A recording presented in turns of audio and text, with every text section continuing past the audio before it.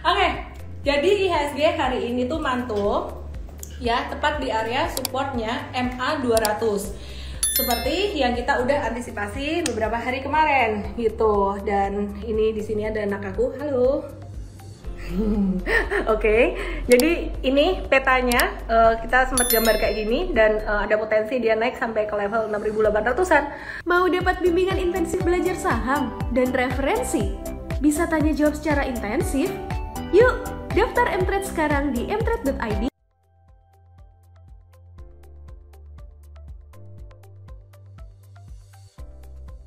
Malam hari ini lagi di event Sukoni. Jadi ada yang beda dari IG Live malam hari ini. Kita bukan cuma ngomongin market, kita mau happy ya dan kita mau celebrating something cool gitu. Nah, ini surprise banget malam hari ini tuh aku bukan cuma ditemenin para Avengers.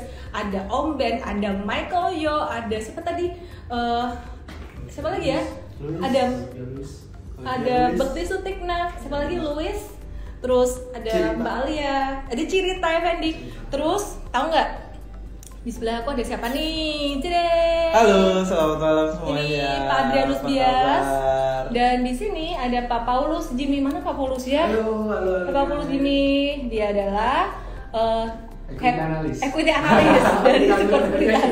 Dia adalah dan ini Mas Bias adalah Head of Research dari Sukor Sekuritas. Jadi malam hari ini aku kayaknya tugasku enak, gampang, aku tinggal nanyain aja Mas Bias. Oke ya? Oke, jadi IHSG hari ini tuh mantul ya, tepat di area supportnya MA 200. Seperti yang kita udah antisipasi beberapa hari kemarin gitu. Dan ini di sini ada anak aku. Halo. Oke, jadi ini petanya kita sempat gambar kayak gini dan ada potensi dia naik sampai ke level 6.800-an.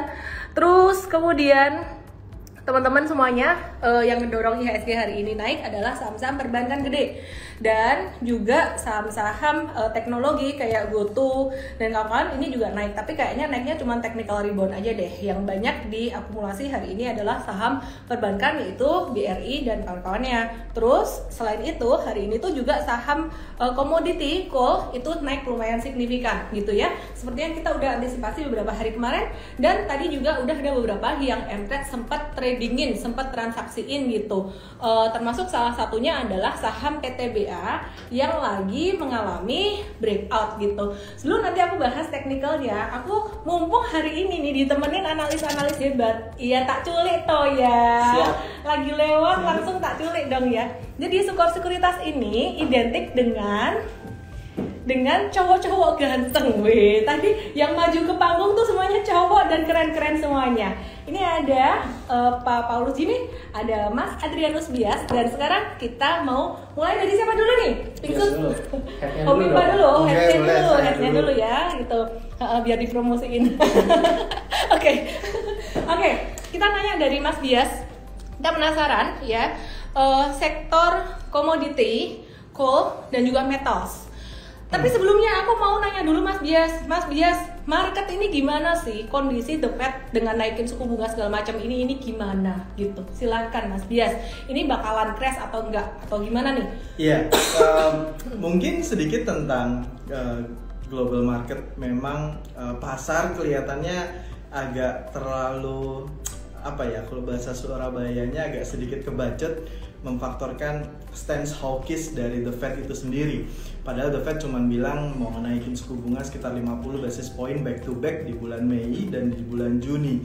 Tapi kelihatannya market udah mulai mengekspektasikan karena rilis data inflasi di US kemarin yang lebih tinggi dari ekspektasi dan bahkan nggak kelihatan ada potensi untuk mereda gitu ya. Jadi market mulai mengekspektasikan, wah jangan-jangan The Fed akan mulai naikin suku bunga sebesar 75 basis point untuk lebih menekan atau menghandle angka inflasi yang begitu tinggi di US. Nah, ini sedikit banyak memberikan sentimen negatif ya ke bursa global, khususnya di bursa equity. Nah, masalahnya apa sih? Sebenarnya ketakutannya adalah bergantinya sentimen inflasi menjadi stagflasi. Nah, ini yang paling ditakutin. Yang ditakutkan adalah ketika ternyata perlambatan ekonomi mulai kick in, mulai terasa, sementara angka inflasinya masih tinggi. Karena kan ini agak beda nih. Angka inflasi tinggi lebih disebabkan oleh supply side, Sementara ketika The Fed agresif menaikkan suku bunga, yang terkena dampak pertama kali sebenarnya adalah demand side atau kekuatan purchasing power dari masyarakat. Nah, ketika nanti purchasing powernya sudah melemah, tapi kemudian supply side-nya masih mengalami kendala dan inflasi tetap tinggi, nah mulailah masuk ke namanya stagflasi. Ini yang paling ditakutkan sama market, karena stagflasi itu nggak menguntungkan siapapun, basically, entah itu commodity owners maupun commodity buyers kayak masyarakat di US. Nah, ini yang membuat sentimennya cukup negatif, terutama ke saham-saham tech dan digital nih kebetulan, karena memang cukup sensitif sama suku bunga dan perlambatan ekonomi. Kurang lebih gitu sih, Cok. Gimana dampaknya ke Indonesia? Meskipun memang kita nggak bisa lepas ya dari sentimen global, tapi menurut saya Indonesia is in a better position. Saya selalu ngomong kayak gitu dari sejak 2-3 bulan lalu. Bahkan kemarin koreksi yang cukup signifikan terjadi dari kisaran 7.200-an ke 6.600-an. Itu masih nggak seburuk apa yang terjadi di US market sebenarnya kalau menurut saya. Jadi I think Indonesia still in a better position. Karena apa? Karena kita negara yang sangat diuntungkan dengan kenaikan harga komoditas. We are a commodity based country. Kita ada CPO, kita ada nikel, kita ada CPO. Terakhir hari ini beritanya kita trade surplus 7 billion US dollar lebih, sementara negara-negara lain mungkin lagi suffer karena harga komoditas tinggi, sementara kita justru malah diuntungkan dengan harga komoditas. Jadi Indonesia is in a better position, walaupun terkoreksi tapi kita akan jauh lebih baik dibandingkan global market kalau menurut saya. Gitu, Cak. Menarik, berarti intinya ini adalah kesempatan buat kita semua seperti yang kita udah bahas kemarin-kemarin. Buat teman-teman yang nyangkut, ya semangat, yang penting masih uang dingin aja gitu. Dan sorry banget malam hari ini IG Live aku mungkin kayaknya nanti nggak lama karena mesti menghadiri acara dari Sukor, lanjut acara Sukor. Tapi pasti aku akan ajak teman-teman semuanya buat nonton acara di Sukor ada apa aja sih gitu. Dan tadi aku ada ajak teman-teman influencer kayak Michael Yo dan kawan-kawan, tapi kayaknya Hai Aini, kamu masuk ke IG Live, aku mau nggak Aini? Lagi ini, Koko Michael dan kawan-kawan lagi ini ya, mau naik panggung ya? Iya, lagi naik panggung sekarang. Jadi belum bisa ya? Jadi belum bisa, pasti paling mungkin abis ini sih baru. Tapi ya abis nih ya? Kira-kira masih 15 menit lebih sih kayaknya. Iya, kasih tahu ya. Ini mungkin seperti kata Celen bilang, Celen harus aku culik. Oke, baiklah. Mohon maaf ya teman-teman netizen semuanya ya, belum bisa ketemu dengan koko-koko yang ganteng-ganteng tadi. Tapi ini ada koko satu lagi yang kita bisa tanyain, di sini. Nah, tadi kalau kita udah ngebahas tentang berbagai macam di Polandra, nggak usah iseng ya. Oke, tentang sektor komoditi ya, dan juga bahwa ini di Indonesia masih bisa bertahan kayak gitu. Tapi menurut aku sih teman-teman juga harus sabar, pelan-pelan, jangan langsung masuk semuanya hajar gitu sih teman-teman ya, karena marketnya masih bumpy banget dan ini level penentuan di MA 200 baru mantul dikit. Kita masih wait and see lah gitu. Jadi nanti masih ada suku bunga naik, kita masih harus wait and see banget, harus sabar.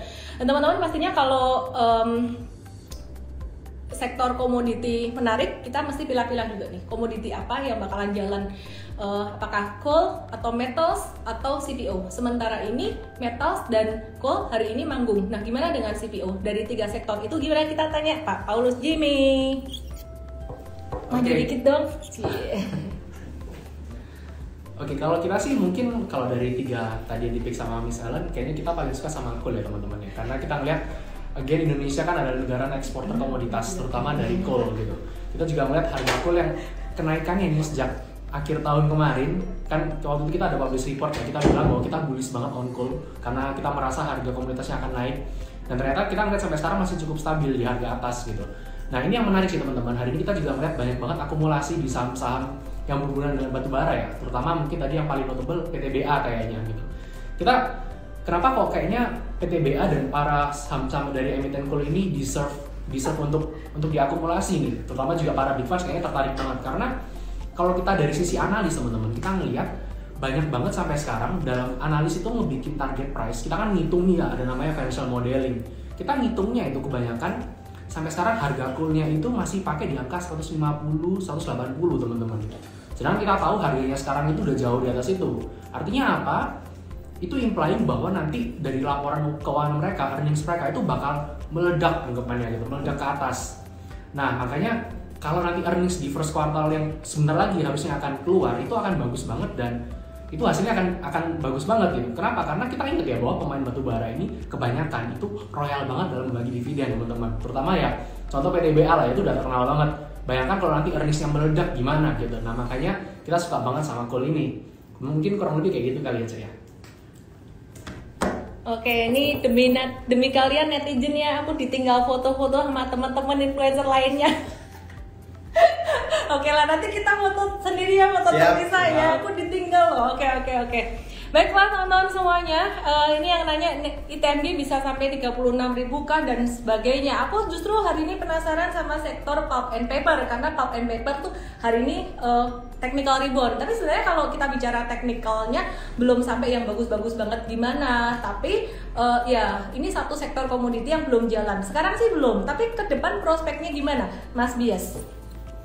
Iya, pulp and paper memang nggak lepas dari komoditas ya, walaupun lebih banyak sisi manufakturnya ketimbang komoditi export oriented. Tapi karena kita punya raw materials, terus kita manufacture, kemudian kita export, pulp and paper akan tetap diuntungkan sih dengan kondisi yang kayak sekarang. Dan kita perlu ingat bahwa Indonesia is one of the largest pulp and paper producer in global gitu ya. Jadi saya sih selalu suka sama perusahaan yang bisa dibilang punya market share cukup besar karena dia sangat punya bargain power yang cukup besar kalau dari sisi produser dibandingkan dari sisi consumer. Jadi saya pikir pulp and paper masih tetap akan cukup menarik, apalagi kalau misalnya kita sedikit ekspektasi rupiah agak melemah dikit nih teman-teman, nggak apa-apa.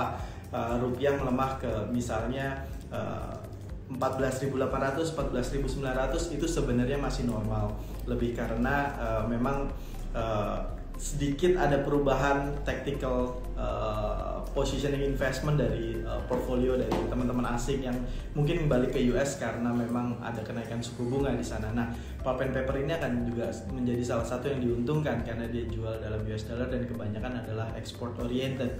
Dan kita tahu marginnya akan makin gede ketika mereka dapat gain on forex gitu sih, kurang lebih untuk pulp and paper ya, masih cukup menarik.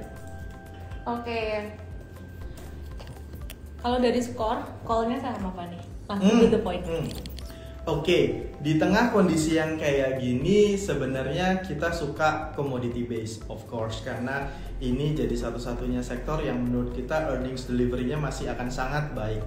Kedua, jangan lupa kita punya domino effect dari kenaikan harga komoditas, yaitu purchasing power dan wealthiness dari masyarakat Indonesia yang naik cukup signifikan. Ya mungkin kita nggak jualan coal, kita nggak jualan CPO, tapi kita kena dampak dari kenaikan wealthiness. Makanya kita suka sektor retail juga, Hari ini Presiden Jokowi pertama kali bilang kita boleh nggak pakai masker di udara luar gitu ya, di aktivitas luar. Saya pikir ini akan kembali membuat mobilitas masyarakat menjadi jauh lebih optimal dan membuat kita akan berbelanja lebih banyak dan outgoing gitu. Nah ini dari sisi seperti ini retail sektor menjadi salah satu sektor yang menurut kita juga menarik.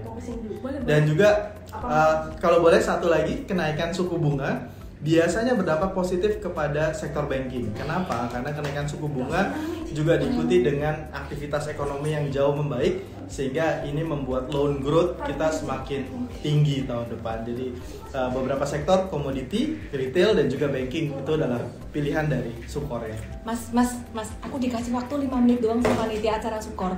Ini di depan aku ada artis Jepang.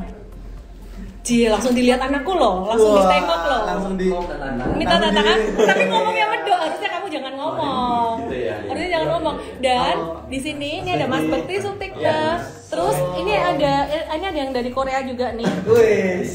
Ada boys band ini kayak 3 nih. Oke, silakan siapa yang mau ngomong duluan dan ditunggu sama netizennya mau nge-live juga nggak? Sini aku bantuin dari kalian punya kamera.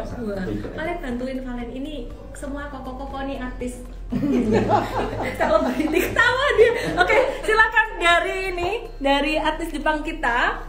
Dan apakah ada yang mau disampaikan gitu? Apa yang mau disampaikan dari Om Ben malam hari ini? Lucu banget live IG-nya. Sorry ya guys, aku agak kurang serius malam ini. Silakan Om Ben. Mau nyampein apa ini? Orang Jepang tapi medok. Perhatikan dia. Quote Anda dulu, tetap menyerah dan jangan semangat itu. Jangan semangat dan jangan semangat. Oke. Oke teman-teman, ini dia pesan dari Om Ben, tetap menyerah dan jangan semangat. Ya. Oke. Market memang susah, tapi percayalah kalau kalian bisa survive di market yang sesusah ini ya, menurut saya kalian akan bisa mendapatkan profit di market yang nanti membaik ya. Tapi kalau di market yang menyerah, market yang susah seperti kalian udah menyerah ya kalian nggak akan dapat apa-apa. Menurut saya seperti itu. Jadi kuncinya ya teman-teman di sini harus jaga cash, jangan agresif. Kalau marketnya susah ya jangan agresif. Kalau marketnya bullish boleh agresif. Kalau pesan saya seperti itu, karena ketika marketnya susah dan kalian agresif, maka kalian akan kehilangan banyak modal kalian. Itu aja sih ya kalau dari saya. Yang penting modalnya banyak. sorry kameranya balik. Sorry, kameranya tak balik dulu, bentar ya. Mana sih? Iya, Pak, gimana? Yang penting modalnya banyak, kayak modalnya Om Ben gitu sama ya. Mas Bekti. Yang penting Kalau modalnya sudah kurang, bisa menghubungi Mas Bekti untuk minta top up. Gitu ya. Oke. Gimana kira-kira teman-teman? Nah, ini udah dicari nama panitia. Oke, mungkin bentar aja nih ya. Ini fansnya Mas Bekti sama Koko Michael. Silahkan. Ini kameranya ke kalian berdua. Kalau dari saya pribadi yang jelas memang beberapa waktu ini memang sedikit agak susah ya. Saya ngakuin saya juga masih loss dalam trading. Namun itu semua kuncinya adalah satu, di dalam trading itu ibaratnya sebuah musim. Ada saatnya memang sideways, bearish dan bullish. Namun saat ini kita berada di market yang bearish, di mana IHSG kita juga udah turun drop ya. Artinya dari 7.200-an sekarang udah nyampe 6.600-an. Maka dari itu pesan saya jangan sampai teman-teman over trading. Karena kalau nanti over trading, modal udah tergerus, nanti hanya untuk memulihkan BEP Anda cuma merugi untuk waktunya. Maka dari itu saat ini yang paling baik adalah mending kita liburan dulu, gitu. Gitu makanya. Oke semuanya. Jadi buat kalian yang stres, buat kalian yang depresi sama market, to be honest, kita juga ngalamin itu ya. Kita juga stres, kita juga pusing sama market. Cuman mungkin karena kita udah sering ngalamin begini, kita tahu kalau ini memang saatnya kita nggak terlalu over bullish di stocks. Harus diakui meskipun kita seorang stock trader, saat ini pasar saham memang sedang berada dalam resiko yang besar. Untuk meminimalisir resiko kalian, gunakanlah uang kalian yang jauh lebih kecil. Jadi jangan lupa untuk selalu kurangi porsi di market yang volatil, karena volatilitas itu adalah pembunuh trader. Oke. Satu lagi sini. Pandi sini. Apa aku bilang? Nih sekuritas nih hari ini para cowok ganteng semua. Silakan namanya Mas. Pandi. Oke. Silakan duduk di sini. Oke. Ini panitia udah panik loh. Kenapa panitianya hilang? Kita hilang. Kalian ditunggu. Gimana nih? Mau pesan-pesan apa buat teman di market? You still have 2 minutes.